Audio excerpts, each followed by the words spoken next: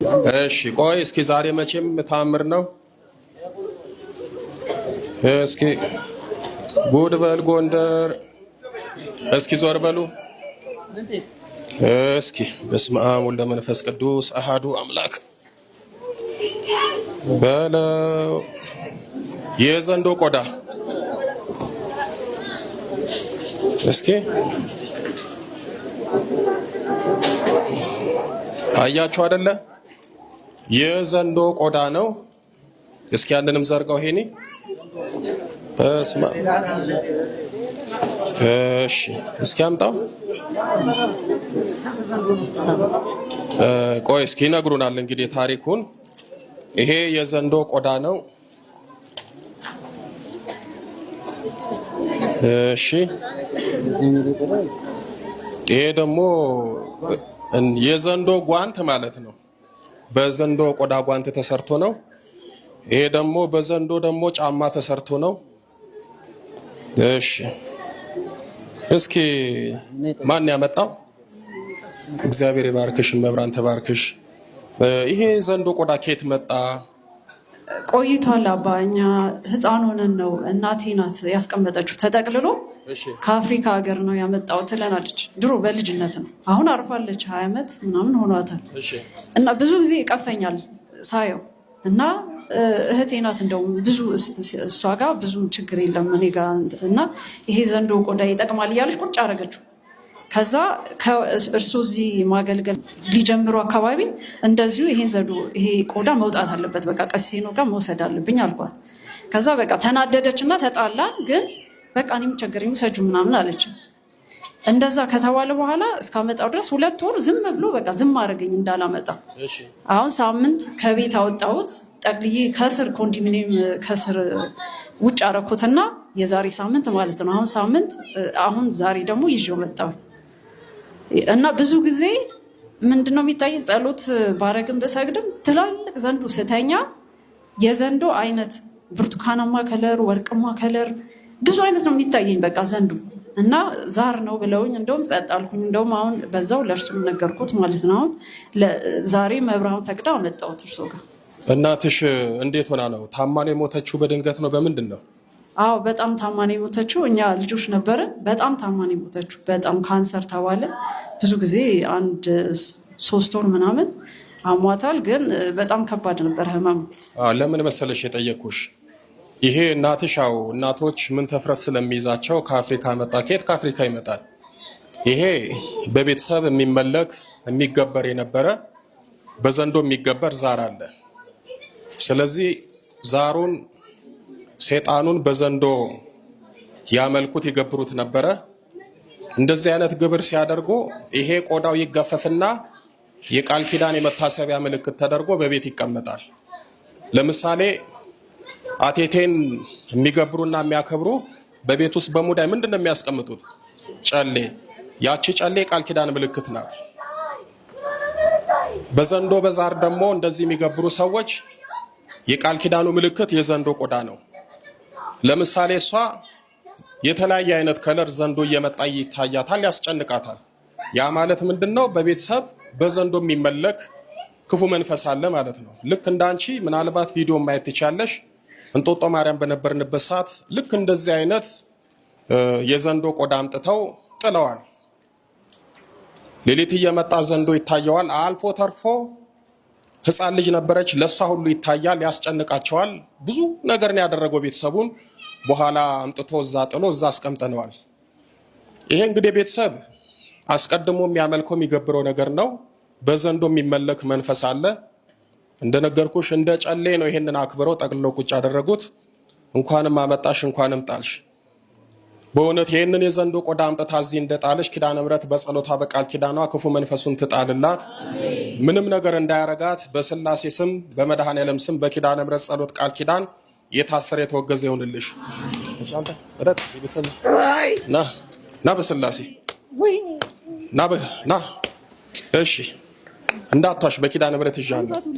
50 ትውልድ ይሄ አንተ ነው አይደል? ትውልድ በላይ ነበር ስመለክ የነበረው በዚህ በዘንዶ። አዎ ዘንዶ ያመልኩኛል። በእናት በኩል እሺ ቤተሰብን ሁሉ ምን አደረግ እንዴ? ቤተሰብ ብትንትን ነው እያነኩኝ እየገደልኩኝ በቃ ጭርስርስ አድርጋቸዋለሁ። ግማሾቹን ደግሞ መናፍቅ እሷ ላይ ተያዝኩ። ቅዱስ ሚካኤል ያዘኝ። እነሱንም እኮ እሷንም እህቷንም እገል ነበር እንቅ አድርጌ እንቅ።